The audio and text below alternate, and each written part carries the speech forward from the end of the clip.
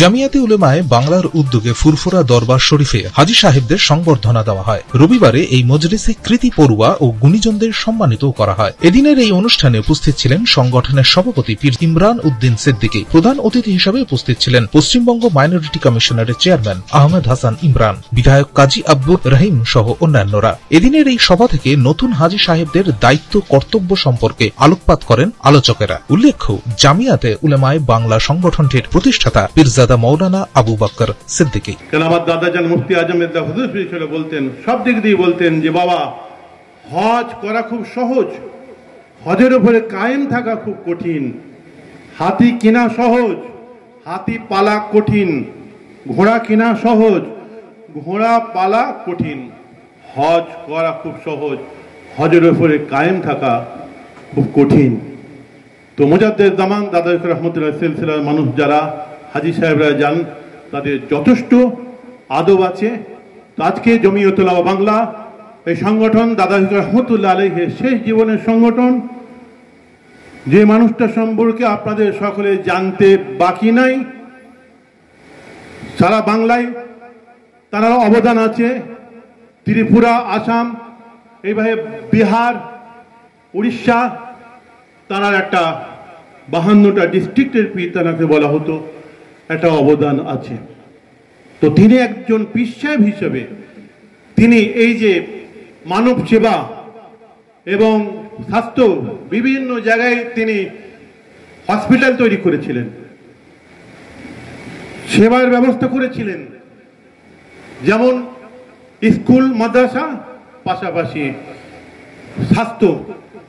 একটা মানুষের যদি স্বাস্থ্য ভালো থাকে, সে ইবাদত করবে, সে নামাজ পড়বে, সে সব ঠিক করতে পারবে। যদি শরীর যদি ভালো না থাকে, স্বাস্থ্য যদি ভালো না থাকে, তার কোনোটাই হবে না।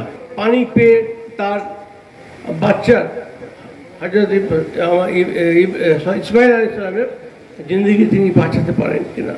মা ধরেছিলেন মায়ের প্রাণ, এবং তিনি কোনো অভিযোগ করেননি। এবং দেখা গেল তারপরে আপনারা সেই গল্পটা জানেন যে কি করে জমজম কুয়োর সৃষ্টি হলো এবং হযরত ইসমাইলের প্রাণ বাঁচল। তো এই যে তিনি দৌড়েছিলেন আল্লাহর উপর নির্ভর করে, এক পাহাড় থেকে আরেক পাহাড়ে, তার স্মরণে কিয়ামত পর্যন্ত প্রত্যেকটা হাজি এবং হাজ্জিন তাদেরকে দৌড়তে হবে সে সাফা এবং মারওয়ার মধ্যে। কার সন্ধানে বলুন? একজন নারীর সন্ধানে। সত্যি বলছি আমি, একজন নারীর সন্ধানে আপনারা দৌড়ান, তার সুন্নাহ আপনারা পালন করেন। আমাদের আল্লাহ এত মহান, নারীকে কত বড় মহান মর্যাদা দিয়েছেন। আমি একটা হাদিস পড়ছিলাম, সেটা হচ্ছে যে একবার এক সফরে ছিলেন আল্লাহর নবী, তো ঘোড়ায় করে যাচ্ছিলেন। তো একবার এক সাহাবা সঙ্গে তিনি ঘোড়ার রাজ ধরে দাঁড়িয়ে আছেন। এমন সময় একটা গোত্র থেকে, আরব তখন বহু গোত্রে বিভক্ত ছিল, একজন নারী তার সামনে এলো। তিনি আল্লাহর নবীকে জিজ্ঞেস করলেন, হে আল্লাহ, আমার মা এত বৃদ্ধ যে তিনি চলতে পারেন না, ভালো করে দেখতেও পান না, তো তাকে উঠে দাঁড়াতে পারেন না, বসতে পারেন না, আমি কি তার হয়ে হজ করতে পারি? কে জিজ্ঞেস করলো? একজন নারী। আল্লাহ নবী বললেন, হ্যাঁ তুমি পারো, তোমার মায়ের হয়ে তুমি হজ আদায় করতে পারো। বদলা হজ বললে বোধহয় সম্ভবত, তুমি হজ আদায় করতে পারো। সেই নারীকে তিনি বললেন, হ্যাঁ তুমি পারো। এভাবে যদি আমরা দেখি যে নারীদের প্রতি আজকে আমাদের নবী কি ধরনের ব্যবহার করেছেন, তাহলে আমরা বুঝতে পারবো সত্যিকার অর্থে যে ইসলাম কি চায়। ইসলাম সাম্য চায়, কিন্তু সাম্য মানে এই না সবাইকে এক জিনিস দেবে। নারীদের রোল আলাদা, পুরুষদের রোল আলাদা। কিন্তু একটা জিনিস আমার ভালো লাগছে, আমি প্রতি বছর যাচ্ছি, মানে হয়তো বিদায় জানাবার জন্য এয়ারপোর্টে আমি যাই, আমি প্রত্যেক বছর যাই, হাজিদের সঙ্গে কথা বলি, ফিরে আসলেও যাই, হাজিদের সঙ্গে কথা বলি। আমি দেখলাম যে ধীরে ধীরে মহিলাদের সংখ্যা বাড়ছে, তারা হজে যাচ্ছেন, মহিলাদের সংখ্যা বাড়ছে। এটা খুব ভালো জিনিস। আরেকটা জিনিস আমি লক্ষ্য করেছি যে তরুণরা হজ করতো। আগে লোকেরা ভাবতো বৃদ্ধ না হলে হজ করা যাবে না, ভুল ধারণা। এখন তরুণরাও তারা হজে যাচ্ছেন। তো এটা খুব ভালো ডেভেলপমেন্ট আমাদের এই বাংলায়, আমাদের ভারতে, এটা আমাদের করতে হবে। আর আমরা যেটা উনি বলেছেন যে সব মানুষ সমান, আমরা খিদমতে খালক করব, আমরা আল্লাহর সঙ্গে সম্পর্ক গড়ব। হযরত সৈয়দ আহমদ বিন ইরফান শহীদ আল বেরলভী রহমাতুল্লাহ আলাইহি, যিনি দাদা হুজুর পীর কেবলা রহমাতুল্লাহ আলাইহির পীরানে পীর ছিলেন, 1201 হিজরিতে জন্মগ্রহণ করেছিলেন। তার পূর্বে ভারতবর্ষে হজ বন্ধ করে দেওয়া হয়েছিল সামাজিকভাবে। তার কারণ আল্লাহ রাব্বুল আলামিন কোরআন শরীফের মধ্যে বলেছেন যে মানিস্তাতা ইলাইহি সাবিলা, তোমাদের মধ্যে থেকে যারা হজ করতে পারবে তারা হজে যাও। ভারতবর্ষের সেই সময় কালচার এসে গিয়েছিল যে আমরা হজ করতে যেতে পারবো না, জাহাজে যেতে হবে, জানের খাতরা, বিপদ আছে, আমরা হজে যেতে পারবো না। সামাজিকভাবে আমাদের ভারতবর্ষের মুসলমানেরা হজকে বন্ধ করে দিয়েছিল।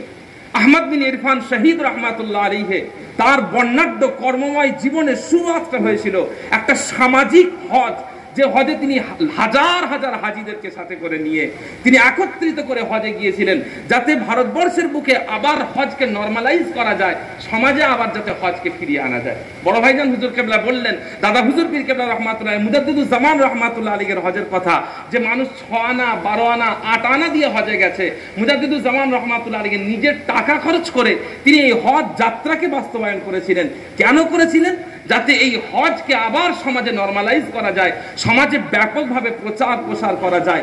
রহমাতুল্লাহ আলাইহি মানে একটা সময় ছিল বাংলায়, আমি জাস্ট বলতে চাই যে আমাদের তারা জীবনীকে পড়া দরকার। জামিয়াত উলামা বাংলা তখনই চিনবো তারা জীবনী যখন আমরা পড়তে শিখবো, কারণ তার এই সংগঠনকে তিনি কিভাবে খেদমত চালিয়েছেন। আলহামদুলিল্লাহ, দাদা হুজুর কেবলা রহমাতুল্লাহ বাংলায় এমন একটা সময় ছিল কিছু অবাঙালি উর্দু ভাষাভাষী মানুষ তারা ফতোয়া দিয়েছিলেন বাংলায় দিনের বিধান শেখা, দিনের শরীয়তের বিধান শেখা। আমার উজায়ের ভাই আছে, তিনি আমার ছোট, অনেক ছোট, কিন্তু তার ইলম আল্লাহ এত বেশি করেছে, আল্লাহ তার ইলমে আরো বরকত দেন। বলুন সকল আল্লাহুম্মা আমিন। আল্লাহ আমাদের ইলমে বরকত দেন, আল্লাহ আমাদের সকলকে আহলে সুন্নাহ ওয়াল জামাতের খিদমতে তৌফিক দান করেন। বলুন আল্লাহুম্মা আমিন। ফতোয়া দিয়েছিল ওলামারা অবাঙালিরা যে বাংলায় দিনের বিধান শেখা যাবে না, নাজায়েজ বলেছিল। শরীয়তের বিধান বাংলায় শেখা নাজায়েজ। মুজাদ্দিদুজ জামান পীর আবু বকর সিদ্দিক আল কুরাইশি রাহমাতুল্লাহ এই ভ্রান্ত ফতোয়াকে খণ্ডন করে তার খলিফাদের উলামাদের তিনি একটা এর উপরে তিনি কঠিন ভাষণ দিয়ে তিনি এই ফতোয়াকে খণ্ডন করে বাংলা ভাষায় মাসলা মাসাইলে ফতোয়ার হাজার হাজার কিতাব তিনি উলামাদের দিয়ে খলিফাদের তিনি লিখিয়ে এই ভ্রান্ত আকীদাকে খতম করে দিয়ে বাংলা ভাষাভাষী মানুষদের করে দিনের বিধান শেখাবার জন্য তিনি সুন্দর একটা রাস্তা যে ফতোয়া বিভাগ যেটা মেজর হুজুর কেবলার যুগ থেকে হয়ে আসছে, বর্তমানে সেটা আমাদের সভাপতি পীর ইমরানউদ্দিন সিদ্দিকী আবার তাকে নতুন করে শুরু করেছেন। অত্যন্ত দক্ষ, যজ্ঞ, সুদূর প্রসারী কিছু আলেম ওলামাদেরকে সংযুক্ত করে ফতোয়া একটা মানে দিক নির্দেশনা, তারপরে শরীয়তের ইসলামের মানুষের একটা সিদ্ধান্ত হবে, কঠিন একটা বিভাগ, সেটাকে পুনরায় ফের চালু হয়েছে, চলছে আমাদের। তো সেই তার উনি প্রধান মুফতি, তাকে আমরা আজকে এই অনুষ্ঠানে সম্বর্ধনা জানাচ্ছি। আবুল খায়েরের রিপোর্ট, পূবের কলম ডিজিটাল।